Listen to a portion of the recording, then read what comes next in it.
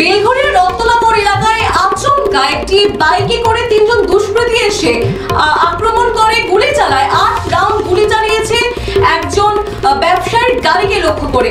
এই ঘটনাতে আতঙ্ক ছড়িয়েছে বেলঘড়িয়া রত্তলা মোড় এলাকাতে। ব্যবসায়ীর গাড়িটিকে আপাতত নিয়ে আসা হয়েছে বেলঘড়িয়া থানায়। ভোর দুপুরবেলা এরকম ঘটনাতে আতঙ্ক ছড়িয়েছে বেলঘড়িয়া রত্তলা মোড় এলাকাতে। সাধারণ মানুষ, যারা পথ চলতি মানুষ ছিলেন, তারা নিজেদের প্রাণ বাঁচানোর জন্য এদিক ওদিক ছুটোছুটি করতে থাকে।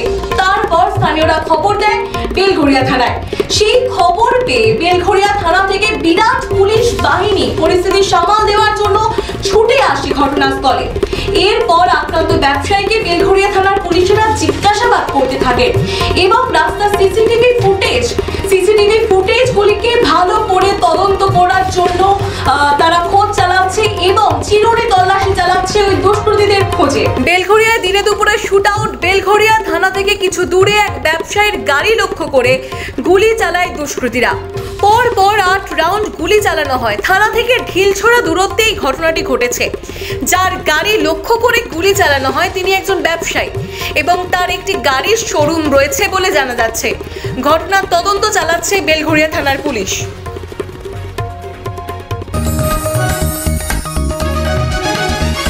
आप देख रहे हैं न्यूज़ UNI।